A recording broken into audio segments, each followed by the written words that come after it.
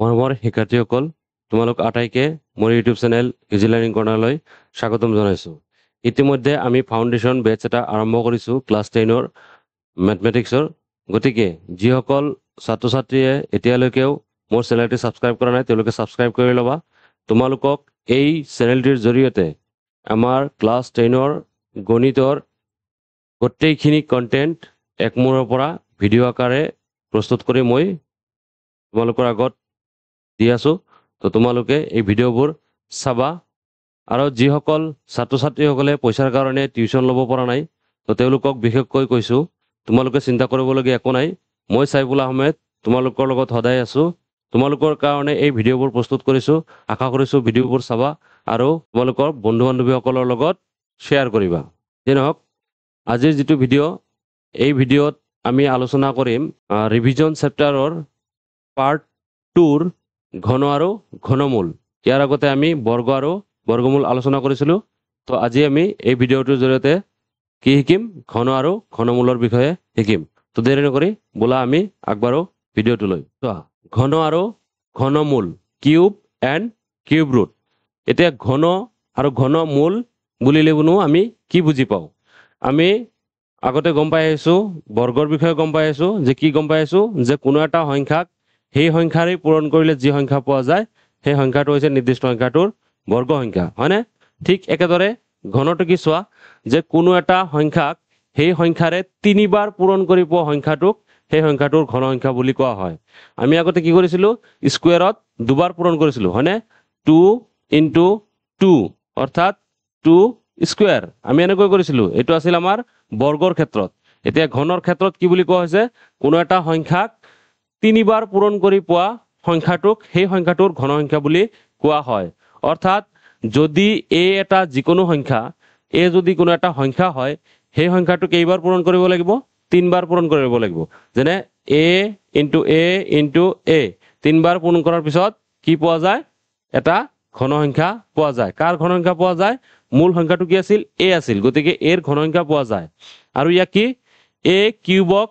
এৰ ঘন বুলি কোৱা হয়। এই যে এ কিউবটো পালো, এই এ কিউবক কি বুলি কোৱা হয়? এৰ ঘন বুলি কোৱা হয়। যেনে চোৱা, 1, 8, 27, 1, 8, 27 এই তিনিওটা ঘন সংখ্যা। কাৰ ঘন সংখ্যা? ক্ৰমে 1, 2 আৰু 3ৰ ঘন, হয়নে? মন কৰিছেনে? এতিয়া ক্লিয়াৰ হৈছে ঘন সংখ্যা, যে কোনো এটা সংখ্যা 3বাৰ যদি পূৰণ কৰা হয়, পূৰণ কৰাৰ পিছত পূৰণফল যি পোৱা যায় সেই পূৰণফলটোক নিৰ্দিষ্ট সংখ্যাটোৰ ঘন সংখ্যা বুলি কোৱা হয়। 2 নম্বৰ চোৱা কি আছে? যদি কোনো এটা সংখ্যাৰ মৌলিক উৎপাদক বিশ্লেষণত প্ৰতিটো উৎপাদক 3বাৰকৈ আহে, তেন্তে সংখ্যাটো এটা পূৰ্ণ ঘন সংখ্যা হ'ব। তো এতিয়া আমি বৰ্গৰ ক্ষেত্ৰতো কি পাইছিলোঁ? বৰ্গ সংখ্যা পাইছিলোঁ আৰু পূৰ্ণ বৰ্গ সংখ্যা পাইছিলোঁ, হয়নে? এইবাৰ কি কৈছে? যে কোনো এটা সংখ্যাক আমি মৌলিক উৎপাদকত বিশ্লেষণ কৰিম। ইতিমধ্যে আমি মৌলিক উৎপাদক বিশ্লেষণ পদ্ধতি গম পাই আহিছোঁ, হয়নে? শিকিছোঁ। তো এতিয়া কি কৰিম? কোনো এটা সংখ্যাক আমি মৌলিক উৎপাদক বিশ্লেষণত বিশ্লেষণ কৰাৰ পিছত উৎপাদক কেইটা যদি 3বাৰ আহে, 3বাৰৰ এটা ঘেৰত আহে, তেতিয়াহ'লে সেই সংখ্যাটো এটা পূৰ্ণ ঘন সংখ্যা হ'ব। যেনেকৈ চোৱা, 3ৰ ঘন হ'ল 27, আনহাতে 27ৰ ঘনমূল হ'ল 3। অৰ্থাৎ আমি যি সংখ্যা পূৰণ কৰি ঘন সংখ্যা পাওঁ, সেই সংখ্যাত নিৰ্দিষ্ট সংখ্যাটো হ'ল ঘন সংখ্যাটোৰ ঘনমূল। এটা সংখ্যাক 3বাৰ পূৰণ কৰাৰ পিছত আমি কি পাওঁ? ঘন সংখ্যা পাওঁ। আৰু সেই ঘন সংখ্যাটোৰ উৎপাদক বিশ্লেষণ কৰিলে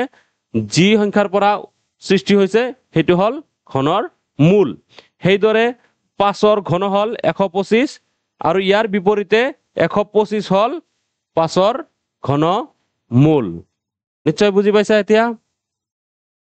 নেক্সট আমি আগবাঢ়ো। চোৱা, ঘন আৰু ঘনমূল কি কৈছে? ঘন আৰু ঘনমূল এটা চিহ্নৰে সূচিত কৰা হয়। সেই চিহ্নটো হৈছে এইটো। চোৱা, আমি প্ৰথমতে কি পালো? এ কিউব পালো, হয়নে? এ কিউবটোক এৰ ঘন বুলি কোৱা হয়। এতিয়া ঘনমূলক কেনেকৈ সূচিত কৰে? ঘনমূলক চাবা, ঘনমূলক এই যিটো চিন দিয়া আছে 3 স্কুৱেৰ ৰুট, এই চিনটোৰে ঘনমূল সূচিত কৰা হয়। যদি 3 কিউব = 27 হয়, তেন্তে চাবা 3 কিউব তার মানে 3 ঘন 3 ঘন কিমান 27 3 ঘন যদি 27 হয় তেন্তে 27 ঘনমূল এই যেটো চিন দিয়া আছে এই চিনটো হল ঘনমূলৰ চিন গতিকে 27 ঘনমূল কিমান হ'ব আমি 3 ঘন পাইছিলো 27 গতিকে 27 ঘনমূল হ'ব 3 ঠিক একেদৰে চোৱা b কিউব সমান সমান a হয় a হলে এই a এর এটো হল এটা ঘন সংখ্যা কার ঘন সংখ্যা b এর গতিকে সেই a এর ঘনমূল হ'ব কিমান b হ'ব ঠিক আছে এতিয়া চোৱা এটা তালিকা দিয়া আছে এই তালিকাত আমি কি কৰিছো সংখ্যাবোৰ লৈছো তাৰে বৰ্গ সংখ্যা লৈছো আৰু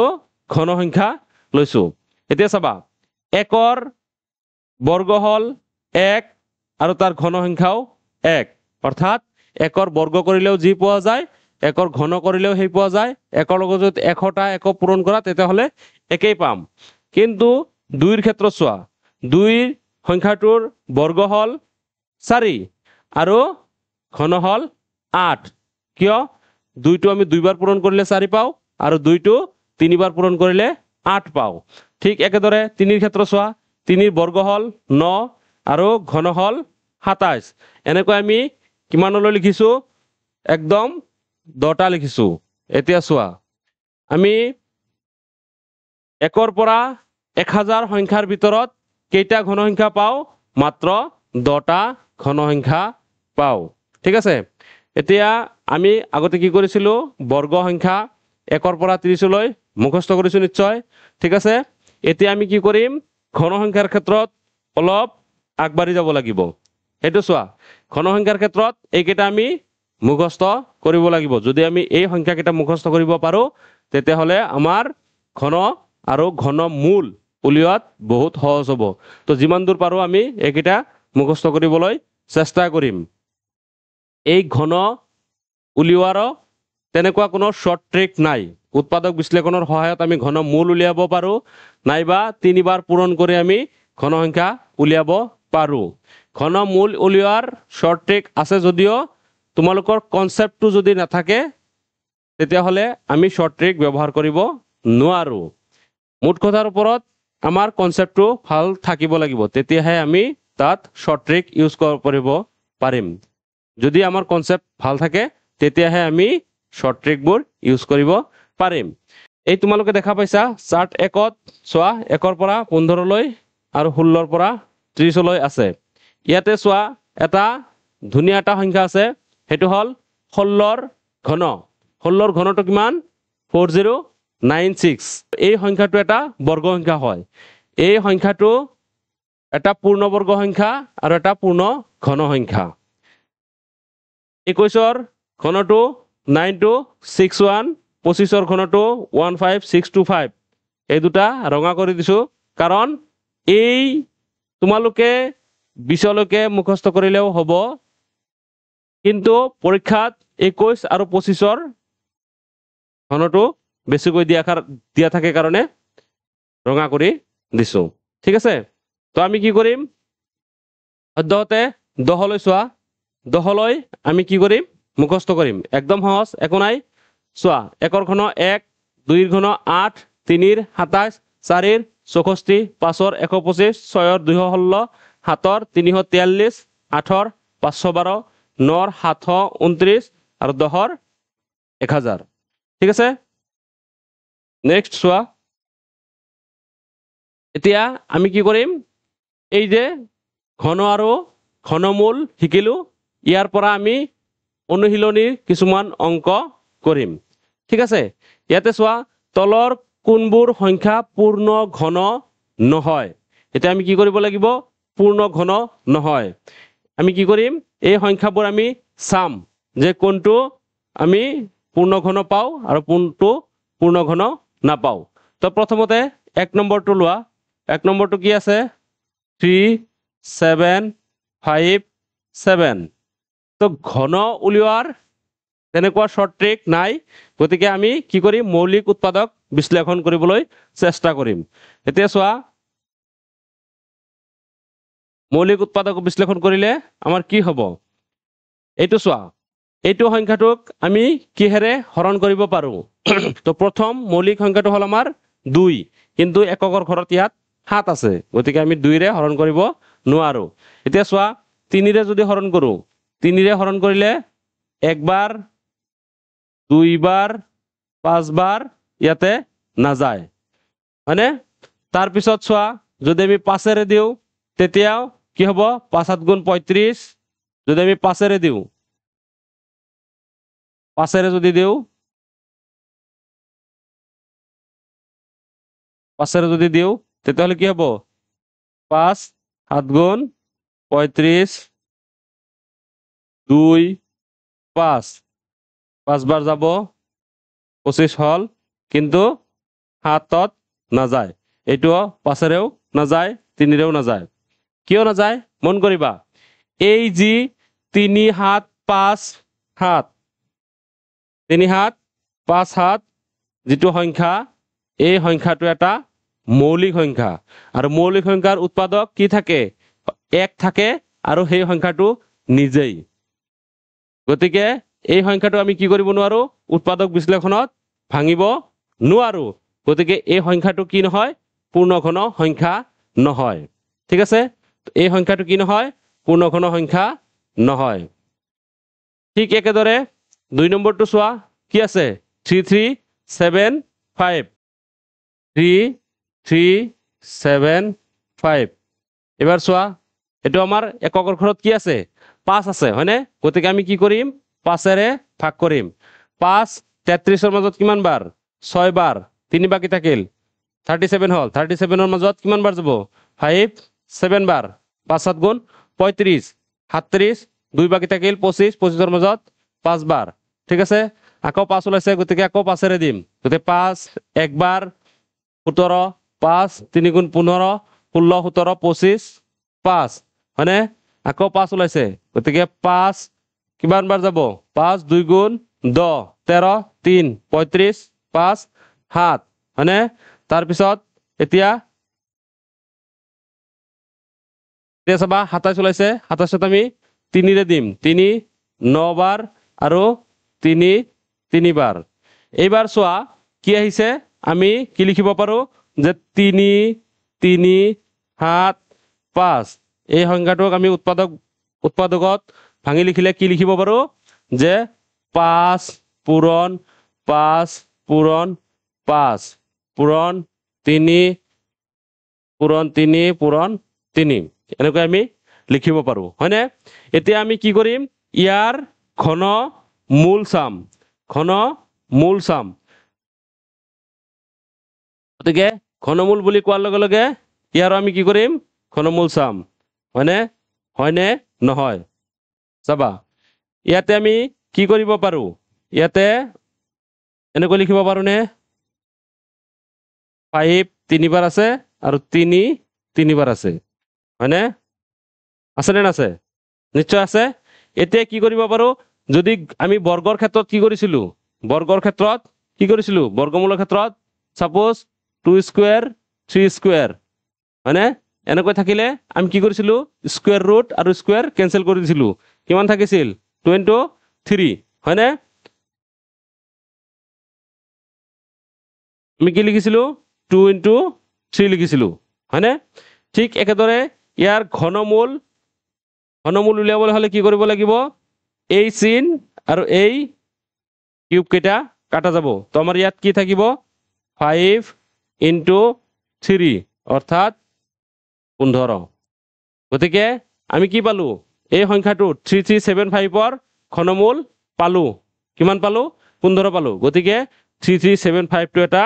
ঘন সংখ্যা কি হ'ব 3375 টো এটা ঘন সংখ্যা হ'ব এতিয়া 4 নম্বৰটো চোৱা 4 নম্বৰটো এটো মুছি দিছো বাৰু 4 নম্বৰটো হল চোৱা 4 নম্বৰটো কি আছে 4096 হয়নে আমি উৎপাদক বিশ্লেষণত ভাঙিম তো উৎপাদকত ভাঙিলে কি হ'ব এককৰ ঘৰত কি আছে 6 আছে গতিকে আমি 2 ৰে দিম 2 বাৰ আৰু শূন্যত 0 বাৰ 9ত কিমান বাৰ যাব 4 বাৰ হয়নে 2 4 গুণ 8 9 এক বাকি থাকিল 16 16ত 2 8 বাৰ এবাৰ আকৌ 2 ৰে যাব যেহেতু এককৰ ঘৰত কি আছে যুগ্ম সংখ্যা আছে গতিকে 2 একবাৰ শূন্যবাৰ দুইবাৰ চাৰিবাৰ তাৰপিছত আকৌ দুইৰে যাব কিমান বাৰ যাব 5 তাৰপিছত আৰু কিমান হ'ব দুইৰ মাজত একবাৰ আৰু দুইবাৰ তাৰপিছত দুইবাৰ 11 5 তাৰপিছত কিমান হ'ব 12 6 256ত 2 ভাগ কৰা 1 2 8 2 6 4 2 3 2 2 কিমান হ'ব 16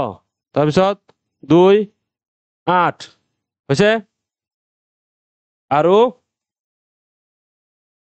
8 ভাঙা 2 4 2 2 হয়নে তো আমি 4096ত উৎপাদকত ভাঙিলে আমি কি পাওঁ উৎপাদকত ভাঙিলে পাওঁ আমি কেইটা 2 পাইছো এটা দুটা তিনিটা চাৰিটা পাঁচটা ছয়টা সাতটা আঠটা নটা 10টা 11টা 12টা কিমানটা পাইছো 12টা 2ৰ পূৰণফল পাইছো হয়নে গতিকে আমি কি কৰিম 4096 উৎপাদকত ভাঙিলে আমি কি কৰিব পাৰো 1 2 3 4 5 6 7 8 9 10 11 12 হয়নে 12টা 2ৰ পূৰণফল হিচাপে আমি পাইছো এতিয়া আমি কি কৰিব পাৰো এইটো আকৌ কেনেকৈ লিখিব পাৰো তিনটা একলগ কৰা তিনটা একলগ কৰি দিয়া গতিকে আমি কেইটাত পাম যে 2 to the power 3 into 2 to the power 3 into 2 to the power 3 into 2 to the power 3 এনেকৈ পামনে নাপাম পাইছেনে বুজি ঠিক আছে এতিয়া আমি কি কৰিব লাগে এইটো পূৰ্ণ ঘন হয়নে নহয় গতিকে ঘনমূল আমি উলিয়াম ঘনমূল উলিয়ালে কি হ'ব চোৱা এতিয়া ঘনমূল কাৰ 4096 তো ইয়াতে কি হ'ব ঘনমূল কিমান হ'ব 2 cube into 2 cube into 2 cube into 2 cube হয়নে এতিয়া আমি ঘনমূলটো উঠাই দিলে লাষ্টত কি থাকিব 4টা 2ৰ পূৰণফল থাকিব পূৰণ থাকিব 2 2 2 তো এইটো পূৰণ কৰিলে আমাৰ কিমান হয় 2 2 4 4 2 8 8 2 16 হয়নে আমি কাৰ পাইছো যে 4096ৰ ঘনমূল হল 16 উৎপাদক বিশ্লেষণত আমি ভাঙিব পাৰিছো আৰু কৰাৰ পিছত আমি কি পাইছো মূলটো পাইছো 16 তো ইয়াৰ পৰা আমি কি ক'ব পাৰো ইয়াৰ পৰা আমি ক'ব পাৰো 4096 টো হল এটা ঘন সংখ্যা পাইছানে বুজি তোমালোকে নিশ্চয় বুজি পাইছা অসুবিধাটো হোৱা নাই আকৌ এটাই মনত ৰাখিব লাগিব যে আমি এই অংকবোৰ কৰোতে যেহেতু আমাৰ ক্যালকুলেশন বেছি গতিকে আমাৰ কি কৰিব লাগিব পূৰণ নেওতাৰ ধাৰণাটো বেছি থাকিব লাগিব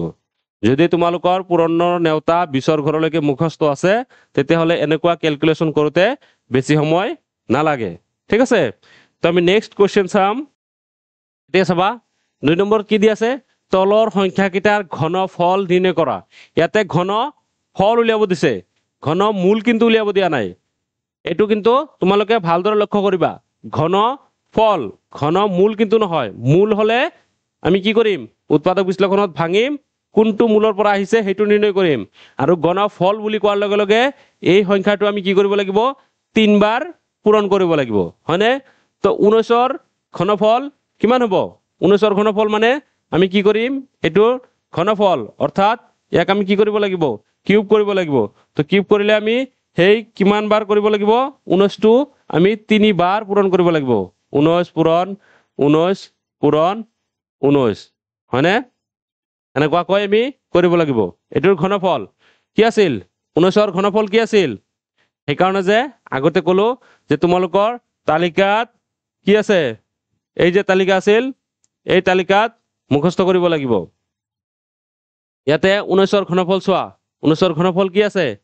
6859 হয়নে 6859 যদি মুখস্থ থাকে তো আমি কি কৰিব পাৰো ডাইৰেক্ট লিখিব পাৰো কিমান যে ইয়াৰ ঘনফল হ'ব 6 8 5 9 হয়নে চাবা এই সংখ্যাটোৰ ঘনফল উলিয়াব লাগে তো ঘনফল উলিয়াবলৈ কি কৰো আমি ঘন চিহ্নটো দি দিলো এতিয়া তাৰ মানে কি এই 19 সংখ্যাটো 3 বাৰ পূৰণ কৰিব লাগিব 3 বাৰ পূৰণ কৰিলে আমি এইটো পাও ইতিমধ্যে আমি মুখস্থ কৰিছো তো এইটো আমি 21 টো চাবা মুখস্থ থাকিলে ভাল কিন্তু যদি মুখস্থ নাথাকে তেতিয়াহলে এটা বুদ্ধি আমি কৰিব পাৰো হেতু কি হেতু কৰিবলৈ হলে আমাৰ কি কৰিব লাগিব অলপ ক্যালকুলেশন কৰিব লাগিব তো ক্যালকুলেশনত যিসকল আমি পাকত তেওঁলোকৰ কাৰণে সহজ আৰু যদি ক্যালকুলেশনত আমি দুৰ্বল তেতিয়াহলে কি হ'ব কৰাতে অলপ অসুবিধা হ'ব তো তাৰ কাৰণে মুখস্থ কৰাটো বেটাৰ ঠিক আছে এই ইয়াতে চোৱা এটা সূত্ৰ দিয়া আছে হয়নে এটা সূত্ৰ দিয়া আছে ইতিমধ্যে তোমালোকে ক্লাস 8 তে সূত্ৰটো পাইছা কি পাইছা ঘনৰ সূত্ৰ কি আছিল a + b whole cube equal to কি আছিল a cube plus 3a square b plus 3ab square plus b cube হয়নে তো এই সূত্ৰৰ সহায়ত আমি দুটা অংক থকা সংখ্যাৰ আমি ঘনফল উলিয়াব পাৰো কেনেকৈ পাৰো এটা ট্ৰিক হেতু ট্ৰিক চাবা কি কৰিব লাগে যে এই সূত্ৰ মতে আমি মাত্ৰ বহাই গলে হল এটো a আৰু এটো যদি b ধৰু এটা a আৰু এটা b ধৰিলো তো আমি কি কৰিম প্ৰথম কি আছিল আমাৰ a কিউব হয়নে তো কি হ'ব 2 কিউব তাৰ পিছত আমি প্লাস চিহ্নটো নিদিও এনেকে এটা আজ দিম ঠিক আছে তাৰ পিছত কি হ'ব 3a square b 3a square b ইয়াতে দুটা ঘৰ থৈ দিলো তাৰ পিছত লাষ্টটো চোৱা b কিউব মানে কিমান 1 কিউব হল 1 কিউব হয়নে এতিয়া চোৱা এইটো ঘৰত লিখিব লাগিব আমি কি 3a square b 3a square তো ইয়াতে লিখিম আমি 3a স্কয়ার মানে কি 2 স্কয়ার মানে কিমান 4 আৰু b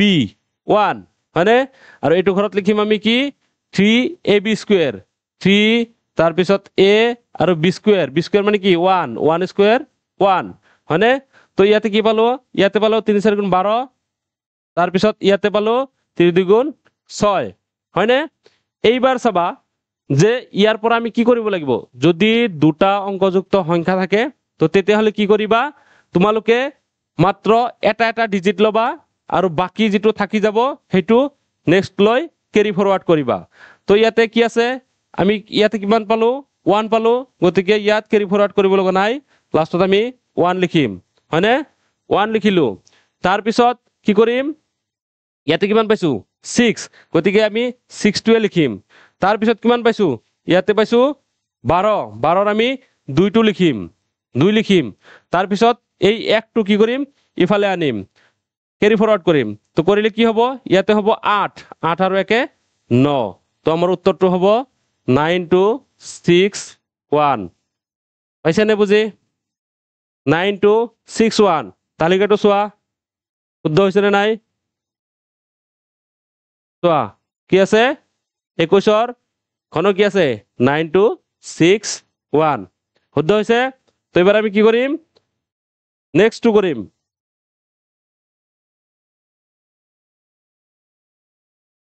চাবা এটা কি আছে 23 ঠিক 23 টো কৰা 23ৰ আমি কি কৰিম ঘনফল নিৰ্ণয় কৰিম তো 23ৰ ঘনফল নিৰ্ণয় কৰোতে আমি কি কৰিম চাবা 23ৰ ঘনফল নিৰ্ণয় কৰিম ইয়াতে আমি চাবা কেনেকৈ নিৰ্ণয় কৰো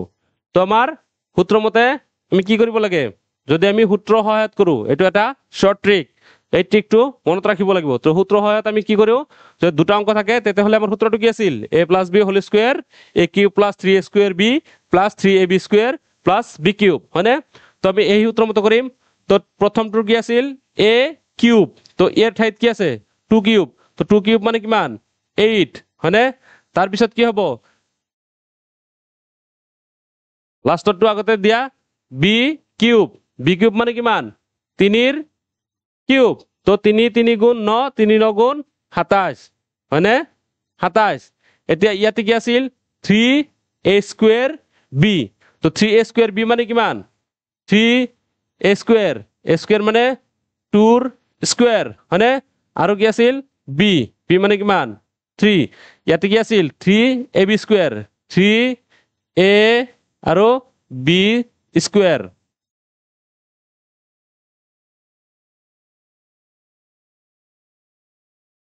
কি আছিল বি স্কয়াৰ 3 স্কয়াৰ হয়নে এতিয়া চোৱা এই সংখ্যাটো কিমান হ'ব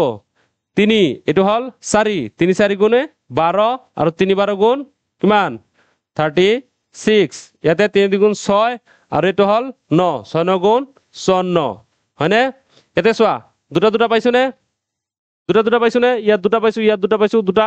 পাইছো দুটা অংক থকা পাইছো এতিয়া আমাৰ নিয়মটো কি আছিল যে প্ৰথম যেটো দুটা থাকিব তাৰ পৰা আমি কি কৰিব লাগিব মাত্ৰ এটা লব লাগিব আনটো ক্যাৰি ফৰৱাৰ্ড কৰিব লাগিব অৰ্থাৎ ইফালে ধাৰ কৰি যোগ কৰিব লাগিব তো ইয়াতে কি আছিল 7 গতিকে আমি লিখিম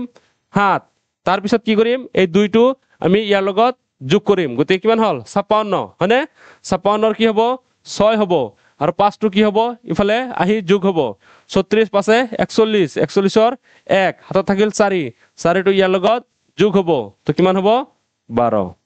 মানে 1 2 1 6 7 23ৰ হল 1 2 1 6 7 চোৱাচোন তালিকাত ঠিক আছিল নে নাই চোৱা কিমান আছিল 23ৰ 1 2 1 6 7 ঠিক আছে নে এতিয়া তোমালোকে বাকিটো কৰিব পাৰিবা 27 টো 27 এটা থাকিল ঠিক আছে তো আমি কি কৰো আৰু এটা কৰো 27 এবাৰ আমি কি কৰিম 27 টো কৰিম 27ৰ ঘন কৰিম তো 27ৰ ঘন কৰিলে প্ৰথম চালু হ'ব লাগিব যিমান প্ৰেক্টিস কৰিবা সিমান কি হ'ব আমাৰ কম সময় লাগিব যেনেকৈ চোৱা প্ৰথমটো a কিউব মানে 8 তাৰ পিছত কি হ'ব 3a square b 3 hall 3 a square মানে 4 b মানে হল 7 তাৰ পিছত কি হ'ব 3ab স্কয়াৰ 3 তাৰ পিছত a b স্কয়াৰ মানে 49 তাৰ পিছত হল b কিউব 7 কিউব কিমান আছিল মনত পৰিছে 7 কিউব কি হ'ব 3 4 3 মানে এবাৰ চোৱা তো ইয়াৰ পৰা আমি কি কৰিম প্ৰথম একেটা আমি কৰি লও 8 কিমান হ'ব 4 গুণ 12 12 7 গুণ কিমান 84 মানে তাৰ পিছত এটো কিমান 198 98 পূৰণ 3 3 98 পূৰণ কৰিলে কি হ'ব 3 8 গুণ 24ৰ 4 হাতত 2 3 গুণ 27 28 29 ঠিক আছে তাৰ পিছতটো এটো কিমান হ'ব 3 4 3 হয়নে তো এতিয়া সংখ্যাটো কি হ'ব লাস্ট সংখ্যাটো কি হ'ব এটো একটো থাকি যাব এই এটা ডিজিট থাকি যাব তো আমি কি লিখিম এটো লিখিম 3 তাৰ পিছত এই 34 টো কি কৰিম ইয়ালৈ যোগ কৰিম তো যোগ কৰিলে কি হ'ব ইয়াতে হল 98 আৰু 30 হয়নে গতিকে কিমান হ'ব 4 4 8 9 3 12 গতিকে 2 328 328ৰ কি লিখিম 8 328 গতিকে কি থাকিল 32 থাকিল এটো ইফালে আনা 32 টো ইফালে আনিলে কিমান হ'ব 6 আৰু হল 11 116ৰ কিমান হ'ব 6 তো 11 থাকিল 11 টো 8ৰ লগত আনা 8ৰ লগত আনিলে কি হ'ব 19 19683 মানে তো এটো আমি কি কৰিব পাৰো এটো হল 19683 চোৱা তালিকাটো চোৱা কি আছিল 19 কিমানৰ আছিল 27ৰ 19683 আছে নে মিলিছে নে গতিকে তোমালোকে এনেকৈ বাকি কিটা 27 লৈছা 23 লৈছা 25 লবা 24 লবা এনেকৈ তোমালোকে প্ৰেক্টিস কৰিবা প্ৰেক্টিস কৰিলেহে আমাৰ ক্যালকুলেশন খিনি কি হ'ব একদম সহজ হ'ব হয়নে তো আমি কি কৰিলো এটো কৰিলো ঠিক আছে এবাৰ চোৱা 3 নম্বৰ কি আছে তলৰ প্ৰতিটো সংখ্যাৰ ঘনৰ একক স্থানৰ অংক কি হ'ব প্ৰথমতে এইটো কি কৰিব লাগিব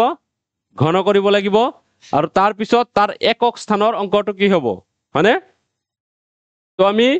বৰ্গৰ ক্ষেত্ৰতো পাইছিলো তেনেকুৱা যে বৰ্গ কৰাৰ পিছত একক স্থানত বা ইউনিট ডিজিটত কি সংখ্যা থাকিব তো ইয়াতে চোৱা এটা চাৰ্ট দিয়া আছে আৰু এই চাৰ্টটো আমি আগতে চাই লওঁ কি যদি আমি 1 থকা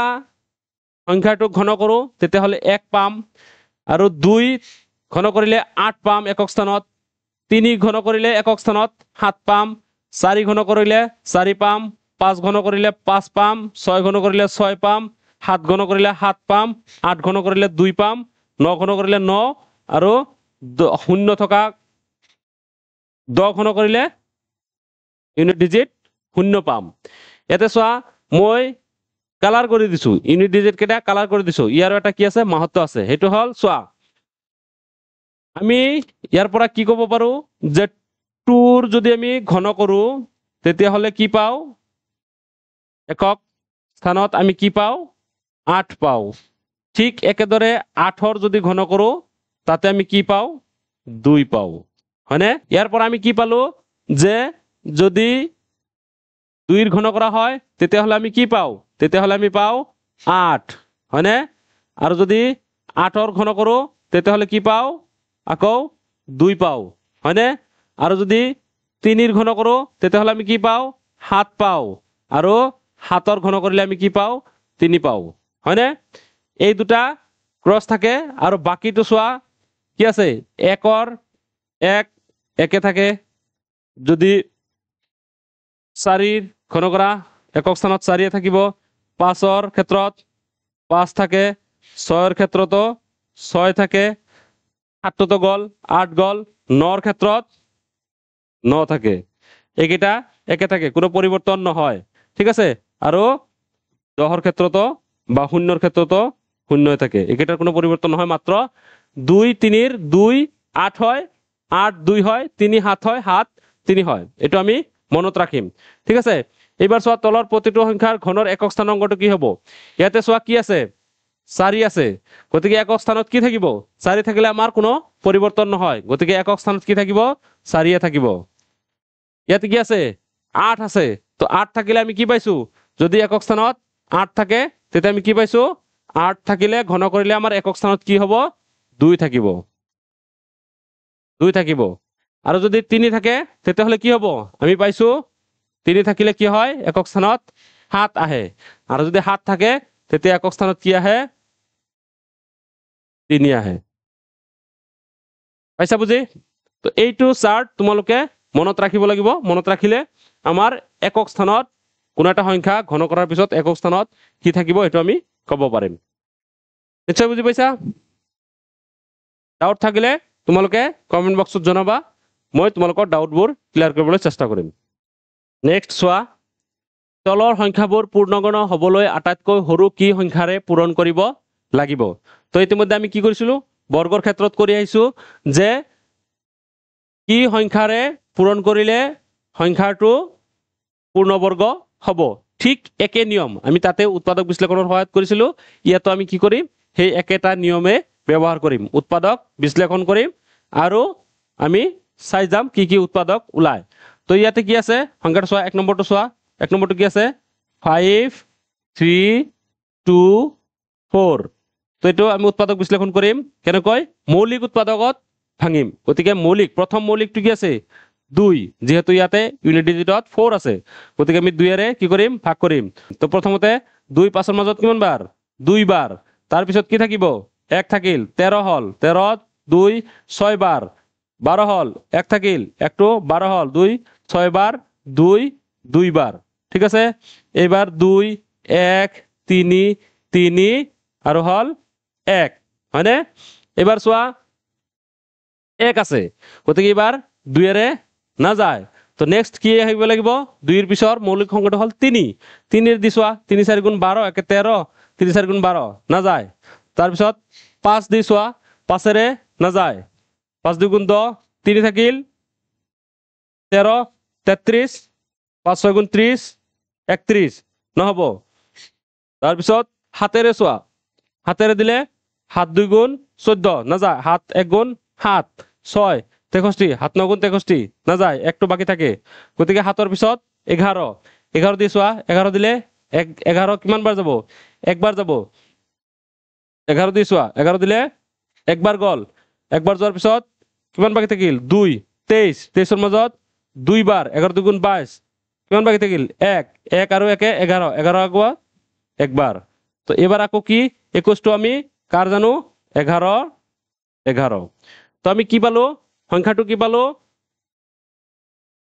5 3 2 4 উৎপাদকত ভাঙিলে আমি কি পাও 2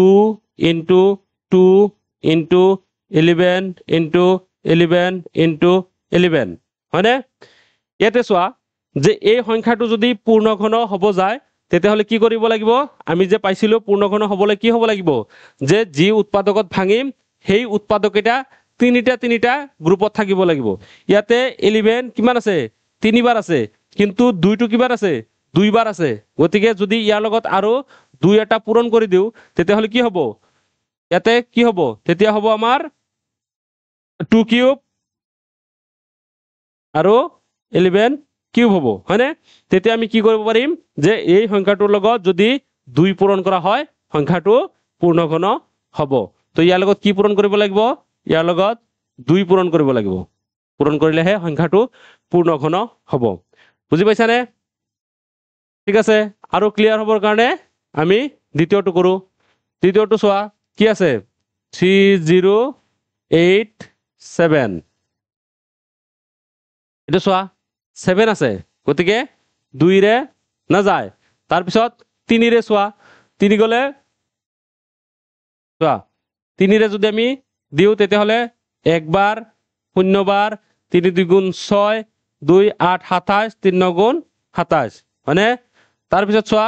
9 আছে এতিয়া চোৱা 3 ৰে দিলে কিমান হ'ব 10ৰ মাজত 3 বাৰ 3 3 গুণ 9 এক বাকি থাকিল 12 3 4 গুণ 12 আৰু 3 3 বাৰ তাৰ পিছত আকৌ 3 দি চোৱা এবাৰ চোৱাচোন 3 দি যাব নেকি ইয়াত যাব এক বাকি থাকিল 13 না যায় তে 5 এৰে চোৱা 5 6 গুণ 30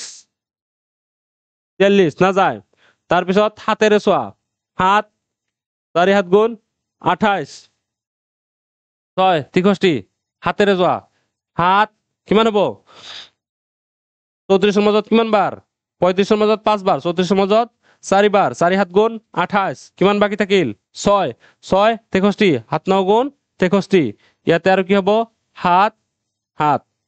মানে গতিকে আমি এটো কেনেকৈ লিখিব পাৰো আমি কি লিখিব পাৰো 3 into 3 into 7 into 7 into 7 হয়নে ইয়াতে 3টা হাত আছে ইয়াতে 3 দুটা আছে তো আৰু কিমান পূৰণ কৰিলে সংখ্যাটো পূৰ্ণঘন হ'ব গতিকে ইয়াৰ পৰা আমি ক'ব পাৰো যে ইয়াৰ লগত যদি আমি 3 পূৰণ কৰি দিও তেতিয়াহলে কি হ'ব সংখ্যাটো পূৰ্ণঘন হ'ব অৰ্থাৎ ইয়াৰ লগত কি কৰিব লাগিব 3 পূৰণ কৰিব লাগিব পাইছা বুজি ঠিক আছে নেক্সট কৰো এটা চোৱা 3125 3125 এটো কৰা 5 আছে গতিকে আমি 5 এৰে হৰণ কৰিম 5 31ৰ মাজত 6 বাৰ 12 12ৰ মাজত 2 বাৰ 5 2 গুণ 10 2 25 5 বাৰ মানে এতিয়া কিমান হ'ব 5 আছে গতিকে 5 125 বাৰ তাৰ পিছত 5 25 বাৰ তাৰ পিছত 5 5 বাৰ মানে বুজি আগতে কৈছো যে তোমালোকৰ যদি নেওতা মুখস্থ থাকে তেতিয়াহলে ক্যালকুলেশন করতে বেছি সময় না লাগে তো আমি কি পালো এটো পালো কিমান 5 পূরণ 5 পূরণ 5 এটা দুটা তিনিটা চাৰিটা পাঁচটা 1 2 3 4 5 তো আমি কি কব পাৰো ইয়াৰ পৰা যে যেহেতু এই তিনটাৰ এটা ঘন হল ইয়াৰে আৰু এটা লাগিল মানে গতিকে আমি কি কৰিব লাগিব ইয়াৰ লগত এটা 5 পূৰণ কৰিব লাগিব তেতিয়াহে সংখ্যাটো পূৰ্ণঘন হ'ব বুজি পাইছা এটো কৰি চোৱা 6 4 8 একক স্থানত যুগ্ম সংখ্যা আছে গতিকে আমি 2 এৰে দিম 2 3 বাৰ 2 বাৰ 4 বাৰ তাৰপিছত 2 একবাৰ 6 বাৰ 2 বাৰ তাৰপিছত চোৱা 2 8 বাৰ 1 বাৰ এবাৰ 2 ৰে নাযায় এবাৰ 3 ৰে চাম 3 3 দ্বিগুণ 6 21 7 তাৰপিছত 3 9 3 3 মানে ঠিক আছে এবাৰ চোৱা ইয়াতে কি আছে এই তিনটা পেয়াৰ হৈ আছে এই তিনটা পেয়াৰ হৈ আছে আৰু কি আছে 3 এটা আছে গতিকে আৰু কি লাগিব 3 আৰু দুটা লাগিব গতিকে আমি ইয়াৰ লগত কি পূৰণ কৰিব লাগিব 9 পূৰণ কৰিব লাগিব তাত এই 3 আৰু কিমানটা থাকিব লাগিব আৰু এটা থাকিব লাগিব আৰু এটা থাকিব লাগিব তেতিয়াহে 3টা 3 হলেহে আমি পূৰ্ণঘন হ'ব গতিকে 3 3 গুণ 9 অৰ্থাৎ ইয়াৰ লগত 9 পূৰণ কৰিলে সংখ্যাটো কি হ'ব পূৰ্ণঘন সংখ্যা হ'ব ক্লিয়াৰ হৈছে নেক্সট চোৱা 5 নম্বৰ এটা পূৰ্ণঘন পাবলৈ আটাইতকৈ সৰু কি সংখ্যাৰে তলৰ সংখ্যাকেইটাক হৰণ কৰিব লাগিব একে নিয়ম মই এটা কৰিম বাকি তোমালোকে কৰিবা ঠিক আছে এবাৰ চোৱা কোনটো কৰিম এটোৱে কৰো এটো ডাঙৰ আছে হয়নে 3 6 8 চোৱা 2 ৰে কৰিলো 5 বাৰ তাৰ পিছত 3 ৰ মাজত একবাৰ 12 16 16 ৰ মাজত 8 বাৰ 4 বাৰ তাৰ পিছত চোৱা 2 2 বাৰ 11 ৰ মাজত 5 বাৰ 18 ৰ মাজত 9 বাৰ 2 বাৰ 2 1 2 19 19 ৰ মাজত 2 9 বাৰ 18 1 12 6 বাৰ তাৰ পিছত 2 6 বাৰ 2 4 গুণ 8 9 19 8 তাৰ পিছত 2 3 বাৰ 2 বাৰ 4 বাৰ তাৰ পিছত 2 1 6 2 তাৰ পিছত 2 8 1 তাৰ পিছত 3 27 বাৰ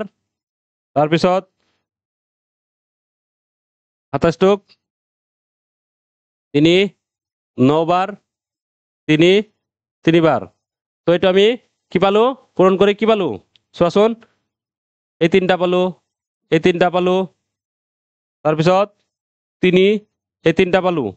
হয়নে 3 পালো তিনটা কিন্তু বাকি থাকিল কি 2 আৰু 3 বাকি থাকিল হয়নে গতিকে 2 3 গুণ 6 আমি এটো এনেকৈ লিখিব পাৰো ইয়াত লিখিছো চাবা আমি কি পাও 2 into 2 into 2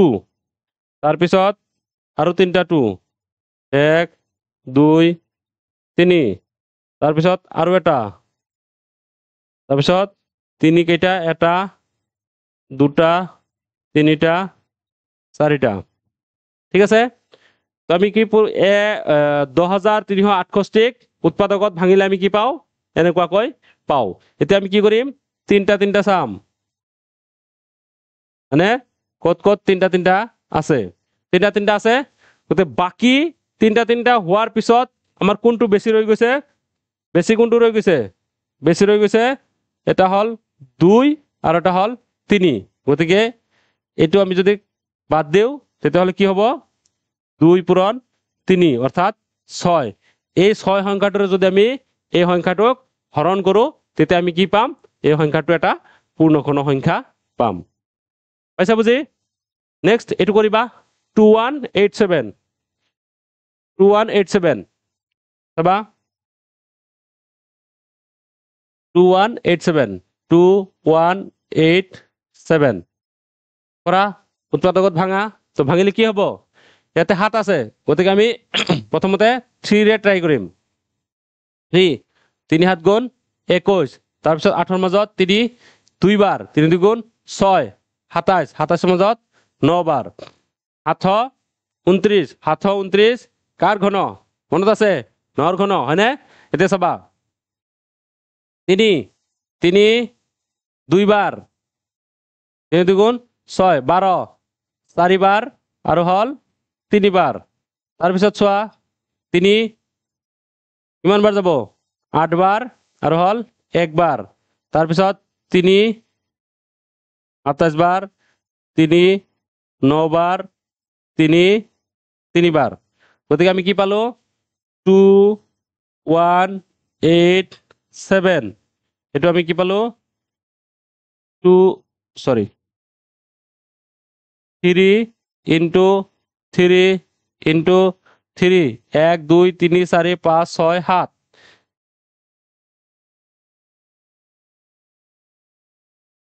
1 2 3 4 5 6 7 সাতটা 3ৰ পূৰণফল হিচাপে পাইছো হয়নে গতিকে আমি কি জানো ঘনফল হবলৈ হলে এইকেইটা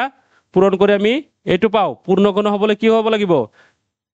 এটা সংখ্যাই 3 বাৰ থাকিব লাগিব গতিকে এই তিনিটা এটা পেয়াৰ এই তিনিটা এটা পেয়াৰ গতিকে আৰু কেইটা বাকি থাকিল এটা আছে গতিকে আৰু কিমান বাকি থাকিল 3 কিমান বাকি থাকিল 3 আৰু 3 হয়নে এইটো বাকি থাকিল এইটো ইমানখিনি পূৰণ হলেহে আমি কি কৰিব পাৰিম যে সংখ্যাটো পূৰ্ণঘন হ'ব হয়নে এইটো হল আমাৰ পূৰণৰ ক্ষেত্ৰত যদি আমি কি কৈছে যে হৰণ কৰিলে পূৰ্ণঘন হ'ব তো এতিয়া আমাৰ কি আছে ইয়াতে চোৱা ইয়াতে এটা 3 বেছি হৈ আছে হয়নে ইয়াতে এটা 3 বেছি হৈ আছে গতিকে আমি কি কৰিম সংখ্যাটোক যদি 3 ৰে হৰণ কৰি দিও তেতিয়া হলে কি হ'ব সংখ্যাটো পূৰ্ণঘন হ'ব পাইছা বুজি ক্লিয়াৰ হৈছে তো আমি কি ক'ব পাৰো যে এই সংখ্যাটোক যদি আমি 3 ৰে হৰণ কৰো তেতিয়া হলে কি পাম পূৰ্ণঘন পাম পাইছা বুজি এবাৰ চোৱা এই দুটা তোমালোকে কৰিবা তোমালোকৰ কাৰণে এৰিলো যদি তোমালোকে নোৱাৰা কমেন্ট বক্সত জনাবা মই তোমালোকক কৰি দিম ঠিক আছে নেক্সট চোৱা 6 নম্বৰ কি আছে নিম্নলিখিত সংখ্যা কেইটাৰ ঘনমূল উলিওৱা এইকেইটা সংখ্যাৰ আমি কি কৰিব লাগে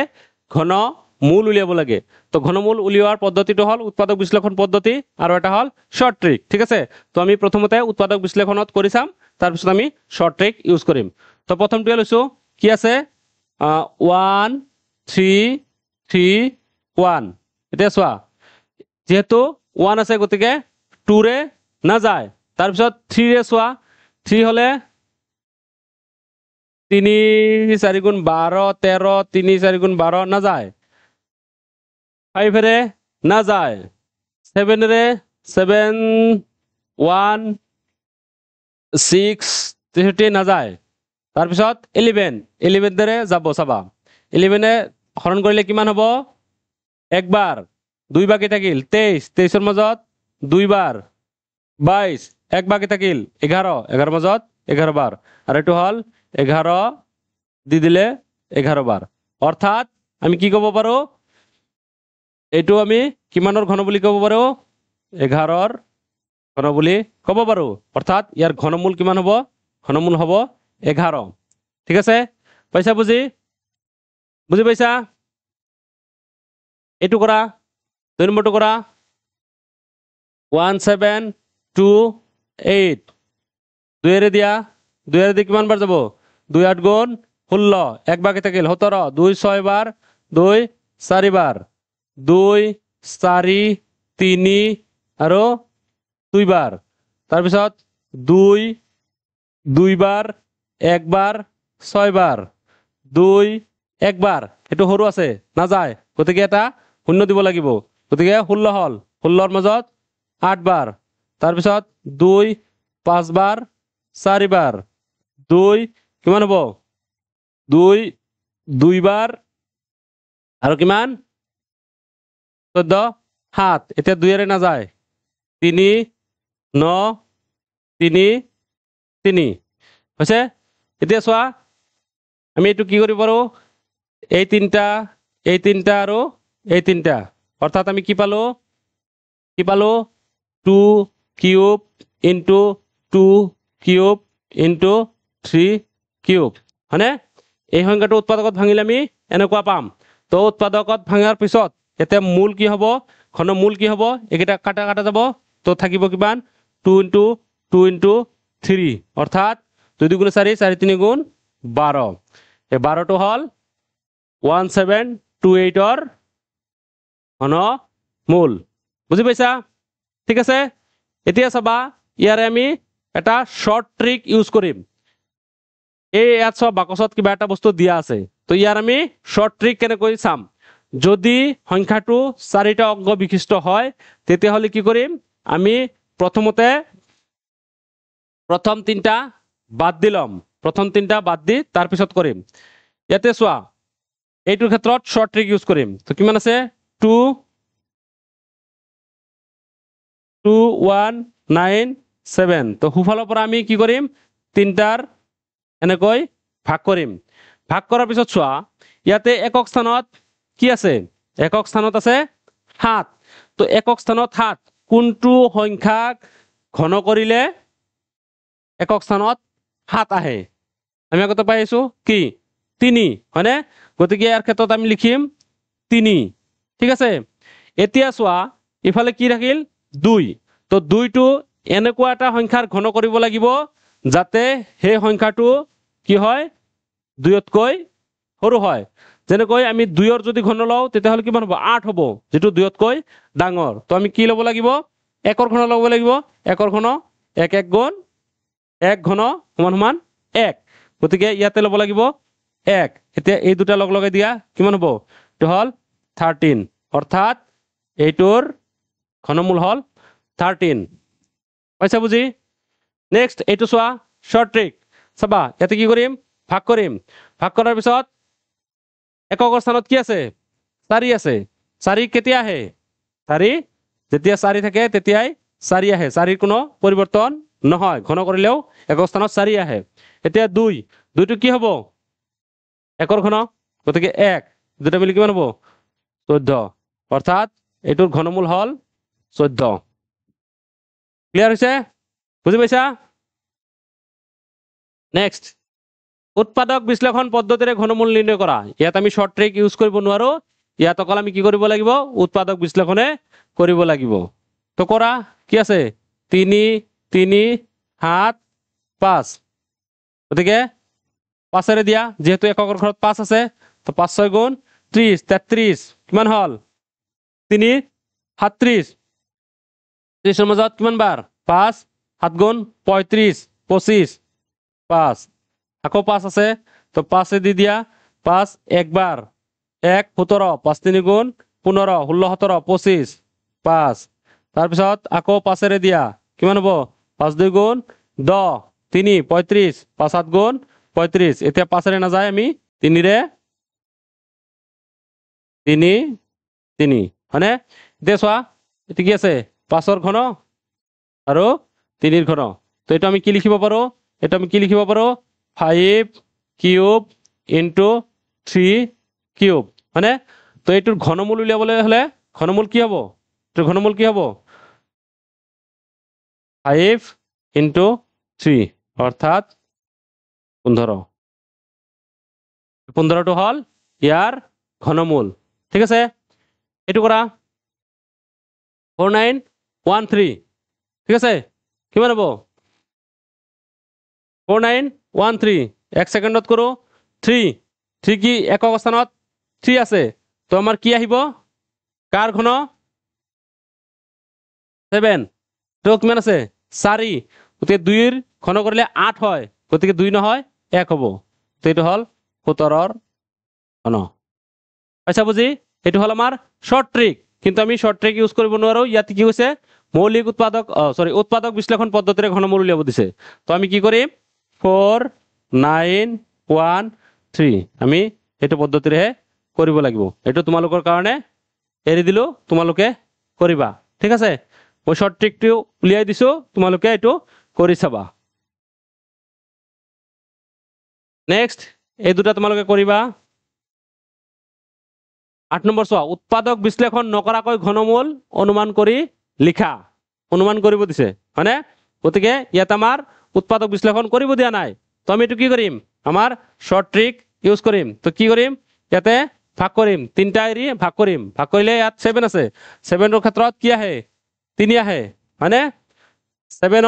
ঘন কৰিলে একক স্থানত কি আহে 3 আহে ইফালে কি আছে 12টোত আমি কি কৰিব পাৰো যদি 2ৰ ঘন লওঁ তেতিয়াহলে 8 পাম আৰু 3ৰ ঘন ললে 27 পাম গতিকে আমি কি কৰিব লাগিব 2ৰ ঘন ল'ব লাগিব গতিকে 2 ঠিক আছে সংখ্যাটো হ'ব 23 ঠিক আছে এইটো তোমালোকে কৰিবা এইটো সহজ এইটো কৰিছো এইটো চোৱা 4096 ইয়াতে চোৱা তিনটাত ভাগ কৰা ইয়াতে কিমান হ'ব 6টো কেতিয়া আহে যেতিয়া 6 থাকে হয়নে আৰু 4টো কি 1ৰ ঘনত চাই বেছি কিন্তু 2ৰ ঘনতকৈ কম গতিকে কি হ'ব 1 16ৰ ঘন এইটো চোৱা এইটো কিমান হ'ব লাগে 2 কেতিয়া আহে যেতিয়া 8 থাকে হয়নে 8 থাকিলে 2 আহে তো 5 8ত চাই সৰু গতিকে আমাৰ কি হ'ব 1 পাইছা বুজি ক্লিয়াৰ নেক্সট এটা ঘনকৰ দিগ 1.2 সেন্টিমিটাৰ ঘনকটোৰ আয়তন কিমান তো কি আছে ঘনকৰ দিগ দিয়া আছে আমাৰ কিমান দিগ দিয়া আছে কিমান 1.2 সেন্টিমিটাৰ হয়নে আয়তন কিমান হ'ব আমি ঘনকৰ আয়তন কিমান জানো ঘনকৰ আয়তন হল যদি দিগ l হয় তেতিয়াহ'লে ঘনকৰ আয়তন হ'ব l কিউব হয়নে গতিকে আমি এইটো কি কৰিব লাগিব ঘন কৰিলে উত্তৰটো ওলাই যাব তো আমি কি কৰিম ইয়াৰ ঘন কৰিম তো সমাধান কি হ'ব যেহেতু দিগ ইমান তো আমাৰ আয়তন কিমান হ'ব আয়তন কিমান হ'ব আয়তন সমান দিঘৰ কি হ'ব ঘন হ'ব তো কিমান হ'ব 1.2 হোল কিউব কিমান হ'ব 1.2 হোল কিউব কৰিলে কিমান হ'ব এইটো আমি এনেকৈ কৰিব নোৱাৰো নে চোৱা 12 10 হোল কিউব আমি এনেকৈ কৰিলে কিবা অসুবিধা হ'ব নেকি একোতো নহয় এতিয়া চোৱা ওপৰৰটো ঘন কৰিলে কিমান হ'ব 12ৰ ঘন আৰু তলত হ'ব কিমান 1000 মানে গতিকে 12ৰ ঘন কিমান আছিল 10ৰ ঘন 1000 11ৰ ঘন 1331 আৰু 12ৰ কি আছিল 1728 তলত হল 1000 গতিকে উত্তৰটো কিমান আহিব 3টা শূন্য আছে গতিকে 3টা ঘৰৰ পিছত আমি দশমিক দি দিম গতিকে 1.728 কিমান হ'ব সেন্টিমিটাৰ কিউব এইটো হল উত্তৰ পাইছা বুজি ক্লিয়াৰ হৈছে ঠিক আছে উত্তৰটো হ'ব 1.728 সেন্টিমিটাৰ কিউব ঠিক আছে বাকি আছে এটা ঘনক আকৃতিৰ বাকচৰ আয়তন 6859 ঘন সেন্টিমিটাৰ হলে বাকচটো কিমান ওখ হ'ব তো গতিকে আমাৰ বাকচটোৰ আয়তন গোটেইখিনি আয়তন দিয়া আছে আমাৰ ওখটো জুখিব লাগে তো আয়তন দিয়া আছে ঘন সেন্টিমিটাৰত 6859 যদি আমি এই 6859ৰ ঘন মূল উলিয়াও তেতিয়াহ'লে কি হ'ব আমাৰ উত্তৰটো উলিয়াই যাব গতিকে আমি কি কৰিম এতিয়া ঘন মূল উলিয়াম ঠিক আছে কিমানৰ 6859 হয়নে এইটো আমি কি কৰিম ঘন মূল উলিয়াম তোমালোকে উলিয়াচোন তোমালোকে কি কৰিবা উৎপাদক বিশ্লেষণ পদ্ধতিৰ সহায়ত কৰিব পাৰা নাইবা শৰ্ট ট্ৰিক ইউজ কৰিব পাৰা তো শৰ্ট ট্ৰিক ইউজ কৰিলে কি হ'ব 6859 তিনটা বাদ দিলো হয়নে 9 একক স্থানত কেতিয়া আহে যেতিয়া 9 থাকে আৰু এইটো কিমান আছে 6 অৰ্থাৎ 8তকৈ সৰু তো কি হ'ব 1 হ'ব অৰ্থাৎ এনসাৰটো হ'ব 19 সেন্টিমিটাৰ ঠিক আছে ভাল লাগিছে মই শৰ্ট ট্ৰিক কৰিছো তোমালোকে উৎপাদক বিশ্লেষণ কৰি চাবা নেক্সট চোৱা প্ৰতিটো প্ৰশ্নৰ কাৰণে 4টাকৈ উত্তৰ দিয়া আছে শুদ্ধ উত্তৰটো লিখা একদম সহজ 23ৰ ঘনৰ একক স্থানৰ অংকটো কি হ'ব 23ৰ গতিকে 23ৰ একক স্থানত কি আছে 3 আছে গতিকে 3ৰ ঘন কৰাৰ লগে লগে একক স্থানত কি আহে 7 আহে গতিকে উত্তৰটো হল 2 নেক্সট তলৰ কোনটো পূৰ্ণ ঘন কোনটো হ'ব এইটো চোৱা 3 4 3 আমি যে ঘনৰ চাৰ্টটো পাইছিলো এইটো হল 3 4 3 এটা 7ৰ ঘন গতিকে এইটো তাৰপিছত চোৱা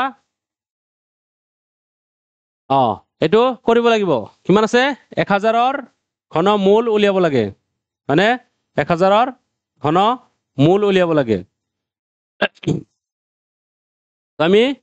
শৰ্ট ট্ৰিক ইউজ কৰিলে কি কৰিব পাৰো ইয়াতে 0 0 কেতিয়া আহে 0 আহে আৰু 1ৰ ঘনৰ 1 অৰ্থাৎ 10ৰ ঘনমূল হল 10 শৰ্ট ট্ৰিক চাবা উৎপাদক বিশ্লেষণৰ সহায়ত কৰিম 2 1000ক 500 বাৰ 500ক 2ৰে 2 5 0 বাৰ 2 125 বাৰ তাৰপিছত 5ৰে 5 25 বাৰ 5 5 বাৰ তো আমি কিমান পালো 5ৰ এটা পালো আৰু 2ৰ এটা পালো তো আমি কি কৰিব পাৰো 2 কিউব ইনটু 5 কিউব যদি কিউব ৰুট লও তেতিয়াহলে কি থাকিব 2 ইনটু 5 দ্যাট মিন্স 10 পাইছা বুজি গতিকে উত্তৰটো কোনটো হ'ব হ'ব 10 ঠিক আছে দুইটা পদ্ধতি কৰিছো উৎপাদক বিশ্লেষণ শৰ্ট ট্ৰিক নেক্সট চোৱা যদি m n ৰ ঘনমূল হয় তেন্তে n ৰ মান হ'ব m কি কৈছে n ৰ ঘনমূল কাৰ ঘনমূল n ৰ ঘনমূল সমান m তেতিয়া n ৰ মান কিমান হ'ব n ৰ মানটো উলিয়াব লাগে এইটো মানে কি এইটো মানে আমি জানো এইটো মানে কি n টু দি পাৱাৰ 1/3 হয়নে আমি এনেকৈ লিখিব পাৰো এতিয়া যদি আমি n ৰ মান উলিয়াব লাগে তো দুয়োফালে কি কৰিম আমি কিউব কৰি দিম তো কিউব কৰি দিয়াৰ লগে লগে ইয়াতে কি হ'ব n 1/3 ইনটু 3 আৰু এইটো কি হ'ব m 3 দুয়োফালে ঘন কৰিলো এইটো কেনসেল তো কিমান থাকিব n ইকুৱেল টু কিমান থাকিব m কিউব অৰ্থাৎ তো শুদ্ধ বুজি পাইছা নেক্সট চোৱা 8ৰ ঘনমূল যোগ 27ৰ ঘনমূল যোগ 64ৰ ঘনমূলৰ মান হ'ব তো আমি 8ৰ ঘনমূল কিমান 8ৰ ঘনমূল আমি কিমান জানো 2 যোগ 27ৰ ঘনমূল কিমান 3 যোগ 64ৰ ঘনমূল কিমান 4 তো এইকেইটা যোগ কৰিলে কিমান হ'ব 4 3 7 2 9 কোনটো হ'ব উত্তৰ ঠিক আছে তো মৰমৰ শিক্ষাৰ্থীসকল আজিলৈ ভিডিঅ'টো ইমানতে শেষ কৰিছো এই গোটেই ভিডিঅ'টোত তোমালোকৰ যদি কিবা ডাউট আছে বা থাকি গৈছে তেতিয়াহ'লে কমেণ্ট বক্সত কমেণ্ট কৰিবা মই তোমালোকক উত্তৰ দিবলৈ চেষ্টা কৰিম এটা কথা মন কৰিবা এই ভিডিঅ'বোৰ তোমালোকৰ কাৰণে প্ৰস্তুত কৰিছো তোমালোকে এক মূৰৰ পৰা ভিডিঅ'বিলাক চাই যাবা তোমালোকৰ প্ৰাইভেট টিউচনৰ দৰকাৰ নহ'ব কাৰণ মই গোটেই গণিত চেপ্টাৰটো ক্লাছ 10ৰ গণিত চেপ্টাৰটো এক মূৰৰ পৰা তোমালোকক সমাধান কৰি কৰি ভিডিঅ'বোৰ প্ৰস্তুত কৰি বনাই দি থাকিম মাত্ৰ তোমালোকে ধৈৰ্য সহকাৰে ভিডিঅ'বোৰ চাবা আৰু যদি ইয়াৰ পৰা উপকৃত হোৱা তেতিয়াহ'লে তোমালোকৰ বন্ধুবৰ্গৰ সৈতে শ্বেয়াৰ কৰিবা আৰু চেনেলটো সাবস্ক্ৰাইব কৰিবা ঠিক আছে ধন্যবাদ